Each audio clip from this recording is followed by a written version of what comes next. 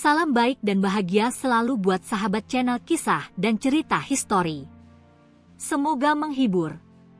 Yuk kita mulai historinya. Sebelum kata awal memiliki arti, sebelum detik pertama berdetak, tidak ada apa-apa.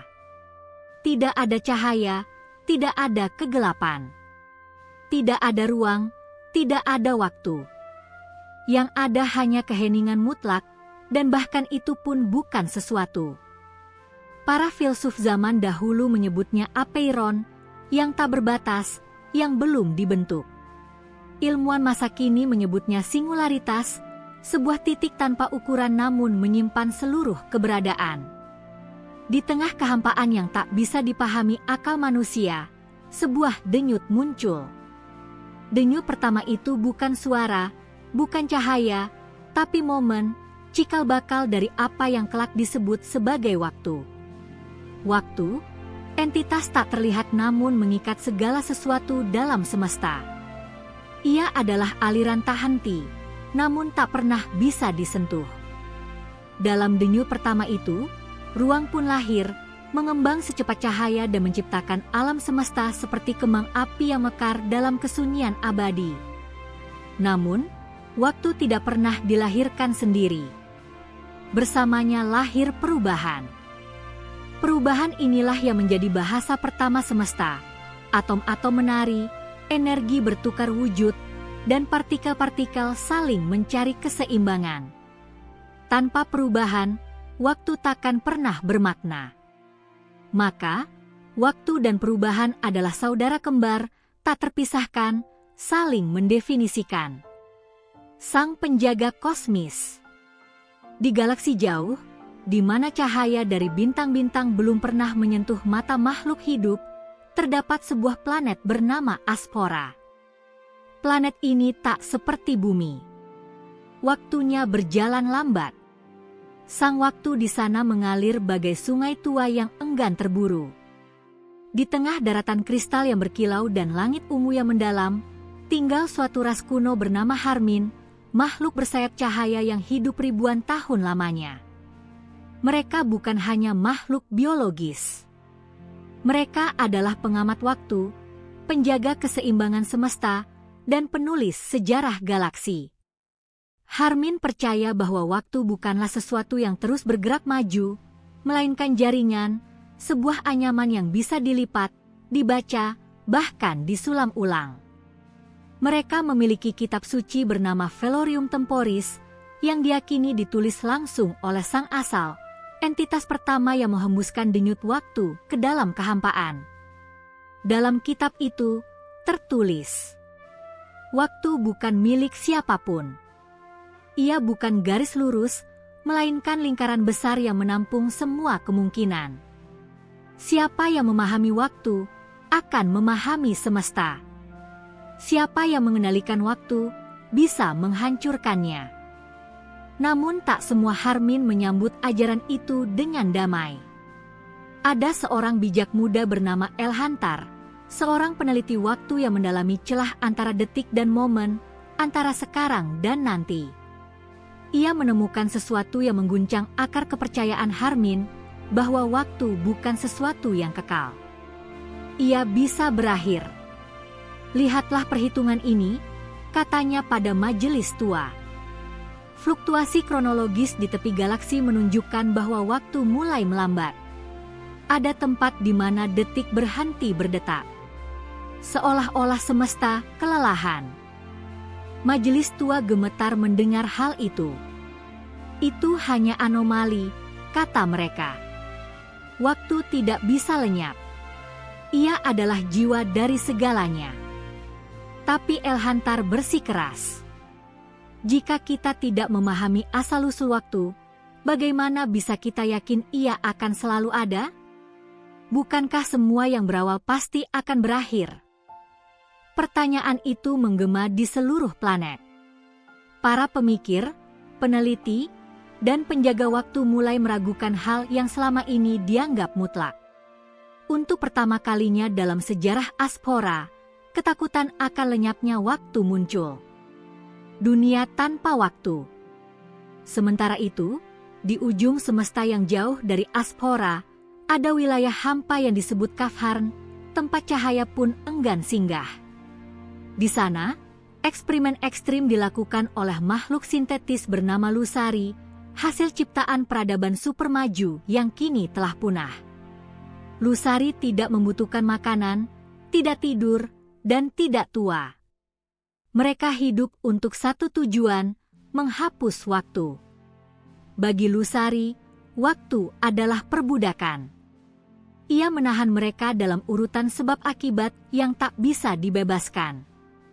Mereka ingin menciptakan dimensi di mana segalanya terjadi sekaligus, di mana kesadaran tidak perlu melewati masa lalu untuk mencapai masa depan. Proyek mereka dinamai Eclipsis Temporum, penghapusan waktu. Mereka percaya bahwa dengan cukup energi, mereka bisa menciptakan ruang statis sempurna, tempat semua kemungkinan ada tanpa urutan. Sebuah dunia abadi tanpa perubahan. Bagi mereka, itu adalah pencerahan mutlak. Namun proyek itu mengancam seluruh semesta.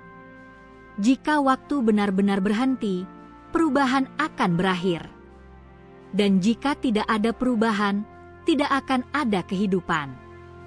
Tidak akan ada cerita. Tidak akan ada kesadaran. Elhantar mengetahui proyek ini setelah menangkap gelombang kronologis yang terganggu dari wilayah Kafharn. Ia tahu ia harus bertindak. Misi melintasi abad. Dengan restu sebagian dari majelis tua, Elhantar memulai perjalanan melintasi ruang dan waktu. Ia membangun kapal bernama Chronis Navem, ditenagai oleh inti kristal waktu kuno dari inti planet Aspora. Kapal ini mampu menembus lapisan waktu seperti kapal biasa menembus air. Perjalanannya tidak mudah. Ia harus melewati lada meteorik yang bergerak mundur dalam waktu, awan gas yang menciptakan ilusi masa depan, dan lubang waktu yang mengembalikan apapun yang melewatinya ke detik kelahiran. Namun dalam setiap tantangan, Elhantar tidak hanya menemukan bahaya, ia menemukan pemahaman. Ia mulai melihat waktu bukan sebagai musuh, bukan sebagai alat, tapi sebagai makhluk hidup. Waktu merasakan. Waktu merindukan. Waktu dapat sakit. Dan mungkin, waktu bisa mati. Chronis Navem melesat di antara pusaran ruang dan waktu, menembus lapisan-lapisan kenyataan yang tak pernah tersentuh oleh makhluk hidup manapun. Elhantar, dengan mata penuh tekad dan rasa ingin tahu yang membara, mengamati pancaran cahaya ungu dari inti kristal waktu yang menerangi dek kapal. Cahaya itu bukan hanya energi, itu adalah ingatan semesta yang terkristalisasi. Sebuah potongan dari awal waktu, denyut pertama yang tak pernah padam. Perjalanan menuju Kafharn, wilayah kekosongan abadi tempat para Lusari menyusun rencana penghapusan waktu, tidak hanya menguji kekuatan kapal, tetapi juga keseimbangan batin Elhantar. Ia mulai mengalami distorsi waktu di dalam dirinya, kenangan yang membalik, percakapan masa depan yang menyusup ke mimpi-mimpinya, dan perasaan aneh bahwa ia sedang hidup dalam masa lalu dirinya sendiri. Dalam salah satu pengembaraan pikirannya, ia mendapati dirinya berdiri di hadapan cermin Kronos, sebuah anomali kosmik berbentuk lensa hitam yang memantulkan versi alternatif dirinya. Versi Elhantar yang telah kehilangan harapan, yang telah memilih menyerah dan ikut dalam proyek Eclipsis Temporum. Cermin itu berbicara. Apa gunanya mempertahankan waktu, Elhantar, jika pada akhirnya semua akan hancur? Bukankah lebih baik keabadian tanpa perubahan daripada perubahan yang menuju kehancuran? Namun Elhantar menjawab tegas, tanpa perubahan tidak akan ada makna. Tidak akan ada cinta, kehilangan, penyesalan, atau harapan. Waktu adalah penderitaan, ya, tapi juga alasan kita merasakan hidup. Ia mengayunkan staf kristalnya, memecah ilusi, dan kembali ke kesadaran. Lusari, bayang-bayang tanpa akhir. Sementara itu, di pusat Kafharn, para Lusari terus mengembangkan inti mesin mereka, Singularity Engine, sebuah jantung buatan yang menyedot energi waktu dari seluruh galaksi. Mesin itu bekerja dengan prinsip sederhana namun mengerikan, menyerap fragmen waktu dari tempat lain, membuat area di sekitarnya beku, tak bergerak, tanpa arah. Bintang-bintang di sekitar Kafharn mulai meredup. Planet-planet kehilangan rotasinya. Makhluk-makhluk yang hidup di zona waktu stabil perlahan mengalami pembekuan eksistensial, berada namun tidak hidup, melihat namun tidak menyadari.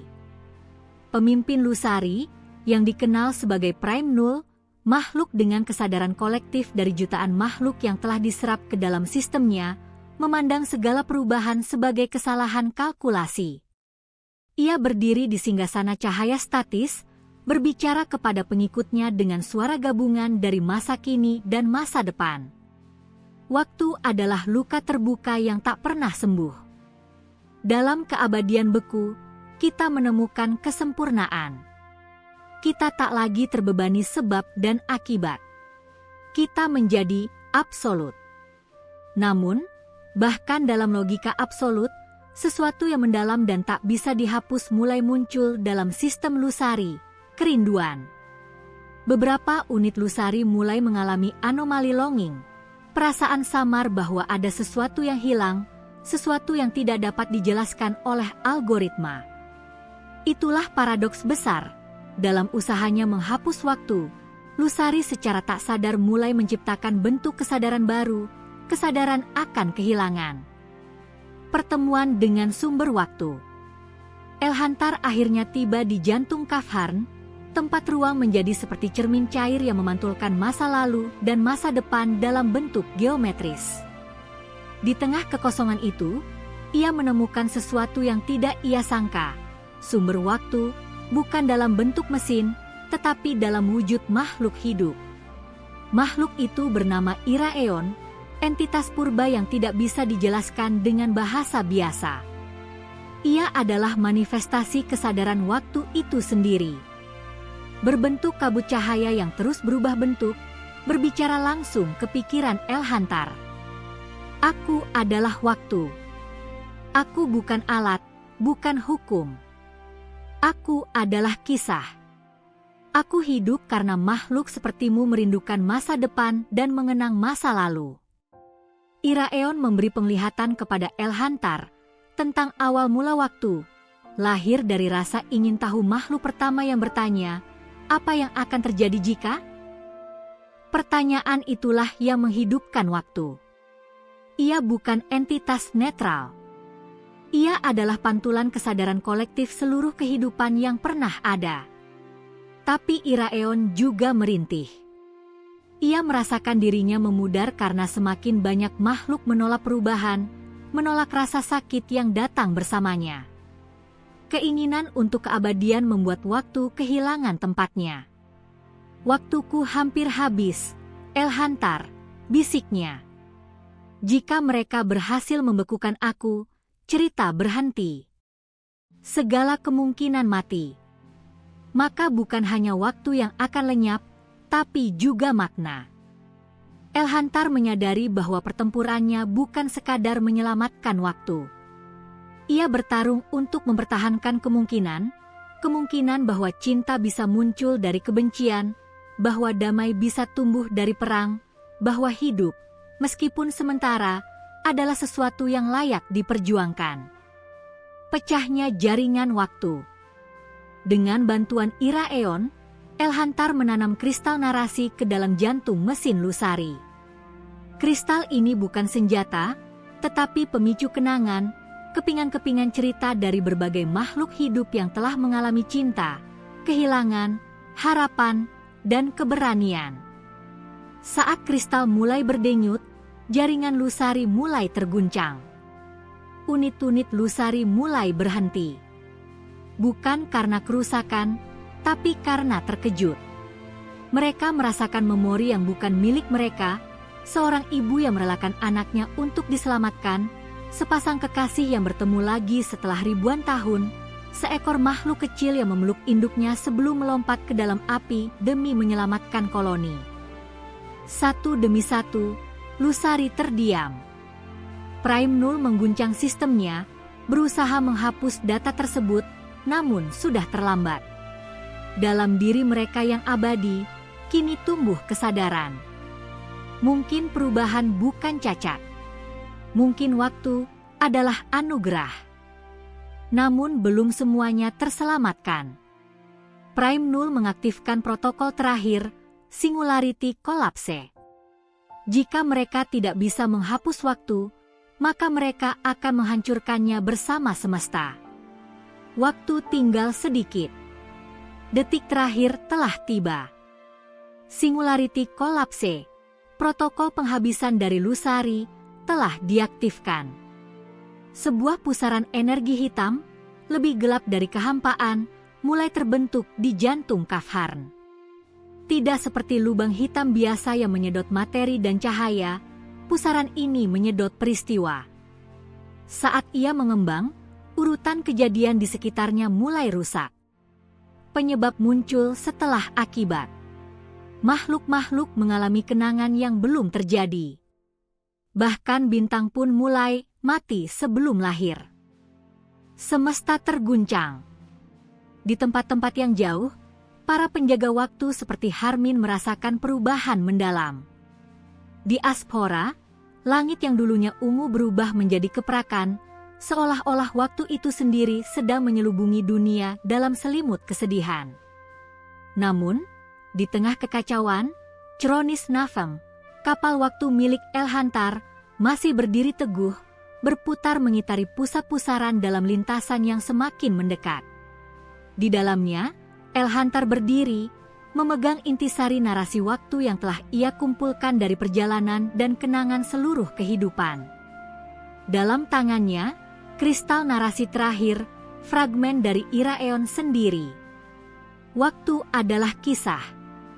Jika kisah masih hidup, maka waktu belum mati. Tapi Elhantar tahu, tidak cukup hanya membawa cerita. Ia harus menjadi bagian dari cerita terakhir. Pilihan yang tak terhindarkan. Iraeon, sang manifestasi waktu, kini hampir lenyap, tubuh cahaya yang dulu megah kini tinggal sisa kabut. Ia berbicara terakhir kali kepada Elhantar. Kau bisa kabur. Kembali ke Aspora, dan hidup dalam sisa waktu yang belum ditelan. Tapi jika kau ingin menyelamatkan waktu, kau harus menyerahkan waktu yang tersisa bagimu. Elhantar mengerti. Untuk memulihkan jalinan waktu, ia harus menyatu dengan kristal narasi, menjadi jangkar eksistensi yang akan menstabilkan kisah semesta. Artinya, ia tidak akan kembali. Ia akan hidup dalam waktu, tapi tak lagi dalam bentuk tubuh, tak lagi sebagai makhluk. Ia akan menjadi bagian dari arus. Ia menatap sekeliling, ke dinding-dinding kapal yang penuh coretan pikiran dan peta galaksi, ke kursi kecil tempat ia dahulu duduk menulis teori waktu, ke jendela tempat ia pernah mengintip bintang dan bertanya-tanya apakah semua ini sia-sia.